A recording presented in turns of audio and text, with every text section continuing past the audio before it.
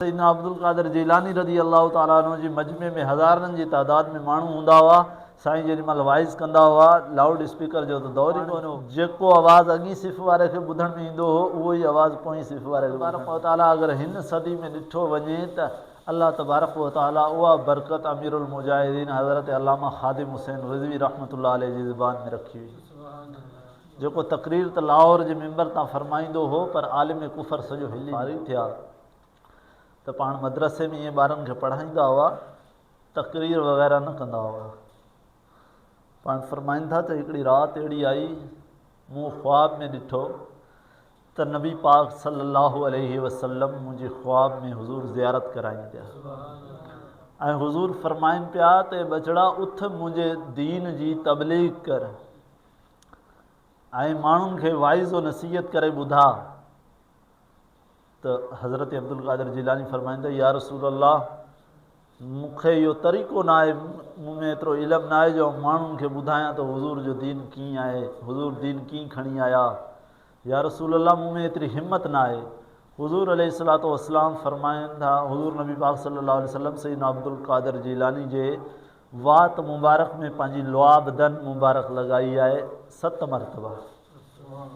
7 मरतबा लुआब दन लॻाई आहे। सैयदना अब्दुल कादिर जीलानी फरमाइनि था, मां सुबुह जो ॾींहुं थियो आहे, मां उथी जेॾी महिल ॿाहिरि हवेली ते आयो आहियां त काफ़ी तादाद में माण्हू गॾु थिया बीठा आहिनि ऐं मूं पुछा कयो तव्हां छाजे लाइ आया आहियो? साईं तव्हांजो वाइज़ ॿुधणु आया आहियूं, तव्हांजो वाइज़ ॿुधणु आहियो। जेॾी महिल एतिरा माण्हू सैयदना अब्दुल कादिर जीलानी ॾिठा त पाण हैरान थी विया ऐं पाण खां ॻाल्हाइणु न पियो अचे। उन टाइम ते पाण मुराक़बे में विया आहिनि।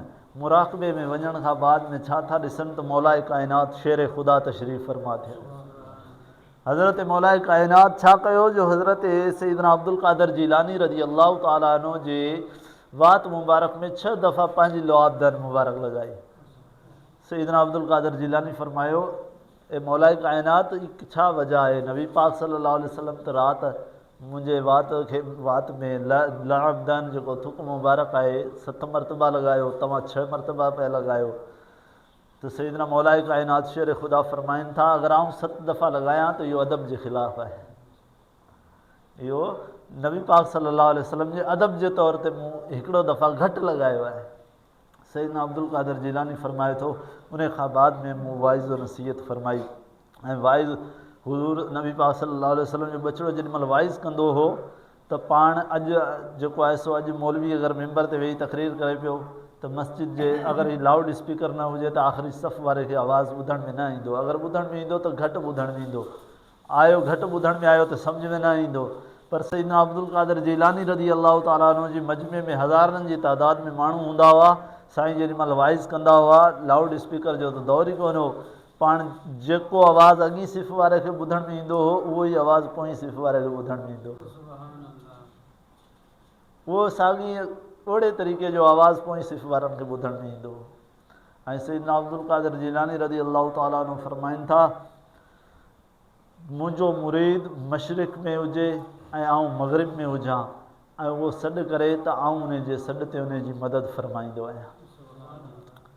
अहिड़े तरीक़े सां जेको आहे सो अल्लाह तबारक व तआला एतिरी उन जे आवाज़ में बरकत रखी ऐं उहा ई बरकत अल्लाह तबारक व तआला अगरि हिन सदी में ॾिठो वञे त अल्लाह तबारक व तआला उहा बरकत अमीरुल मुजाहिदीन हज़रत अल्लामा ख़ादिम हुसैन रिज़वी रहमतुल्लाह अलैह जी ज़ुबान में रखी हुई, जेको तक़रीर त लाहौर जे मेंबर तां फरमाईंदो हो, पर आलिम कुफर सॼो हिली वेंदो हुयो।